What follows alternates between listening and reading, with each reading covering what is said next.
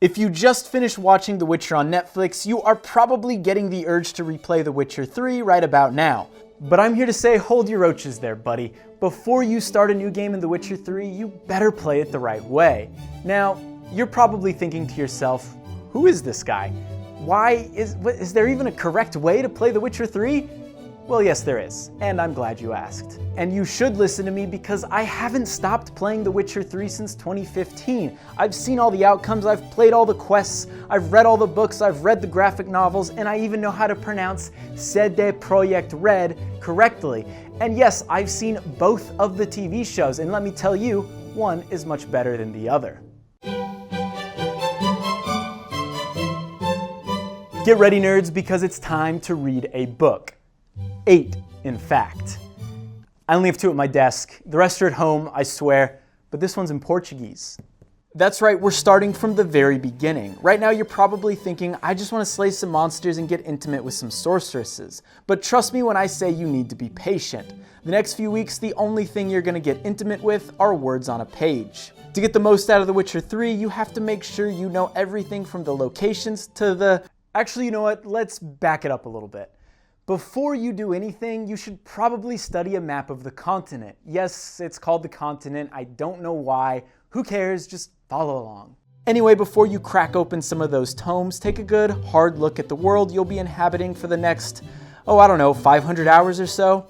If you don't know the difference between Edirne or Angren and Sintra or Lyria, you're going to need to rectify that. Alright, back to the books. As I was saying, to get the most out of The Witcher 3, you'll want to know all of the side characters, all of the locations, and everyone's backstory. You'll get answers to questions like what happened to the sorcerers? Why does Dijkstra limp? How did Ciri end up under Geralt's wing? And what keeps Geralt and Yen together despite everything?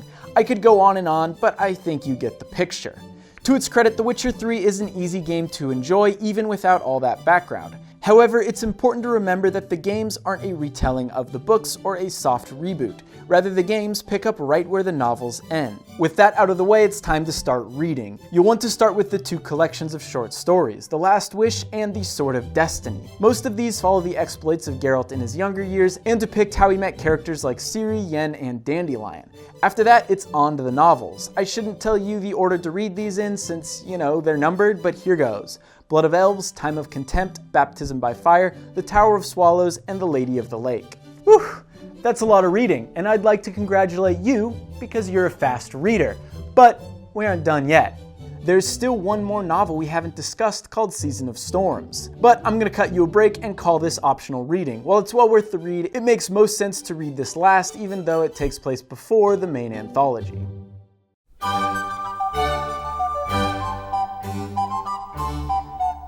Okay. Now, hold on. Before you call me an elitist and click out of this video, just hear me out. How long have you been reading these books for? Weeks? Months even? Ideally, you would have been so engrossed in the books that you have spent all your free time nose down in the text. You haven't gone out with any friends, you haven't bought any expensive video games, and you canceled your 47 different subscription services. If I've done the math correctly, which I have because I was a liberal arts major, then you should have the right amount of money saved for a gaming PC. Excellent, now let's build this mother effer.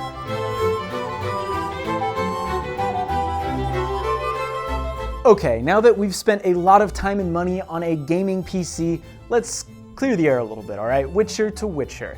Technically, you could play this game on an Xbox One, PS4, or the little console that could, the Nintendo Switch. It's still a fantastic game wherever you choose to play it. But let's stop and think for a minute. Now, why would I want you to build a PC if you can play a damn good version of The Witcher 3 on a console?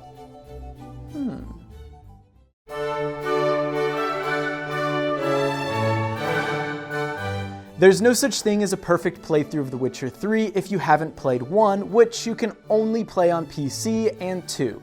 After all, your decisions do carry over to 3. Simulating a Witcher 2 save is for casuals. Fortunately, The Witcher 1 and 2 are considerably shorter than The Witcher 3. The 2 should set you back around 60 to 70 hours depending on how much of a completionist you are. Once you roll credits in The Witcher 2, you are ready.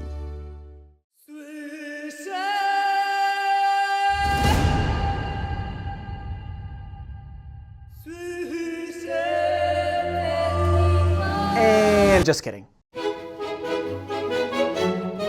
Now, you really think I'd make you go through all the trouble of building a PC and not recommend some kick-ass mods? You must be on a fist tech bender or something. Now, I'll be the first to admit that most of the Witcher 3 mods are a bit underwhelming. Now, I don't mean that in a bad way. I just want to rein in your expectations a bit. Most of the mods I'm about to recommend are quality of life mods, and while they seem small, they can make a huge difference. So, here's how this is going to work. First, I'm going to list off a couple mods that I think are absolutely essential, and then highlight a few mods that I like to use when I play The Witcher 3. The first mod I want to highlight that is absolutely necessary is Wasteland Ghost's Friendly HUD mod. This gives you way more options when customizing the UI. We'll get back to why that's so important later. The next mod worth installing is Absolute Camera by PMark, which, well, lets you tweak the camera. With a few simple changes, you can make The Witcher 3 all the more cinematic. Finally, some other mods I typically use are the Super Turbo Lighting mod from Ascenthi or something, I think. And if your machine is up for it, the Witcher HD Reworked Project by Hulk Hogan. No, not the Hulk Hogan you're probably thinking of. While you're at it, you'll probably need the script merger by another symbiote. Basically, this program will fix anything you will undoubtedly f up in the game's code, and occasionally it won't be able to fix it either, so you'll probably have to uninstall a few mods.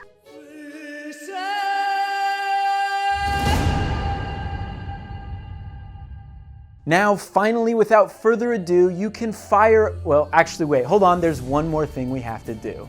First, right-click on The Witcher 3 in Steam, click on Properties, and then navigate to Language. Click the drop-down menu and select Polish. That's right, if we're gonna play The Witcher 3, we're not gonna play it in English. We're gonna play it in its native tongue. Make sure subtitles are turned on unless, you know Polish. Masz coś do powiedzenia, moja panno?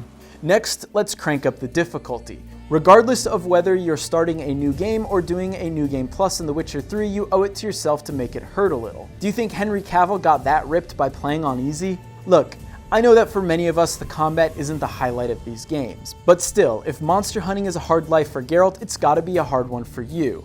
Sure, you're here for that good story, but I encourage you to push yourself, especially if you've already played The Witcher 3. By increasing the difficulty, you'll have to read up on monsters in the bestiary, prepare oils and potions, and use your signs more strategically. The extra challenge is good, but what this really does is, well, it makes you feel even more like a Witcher in a dangerous world.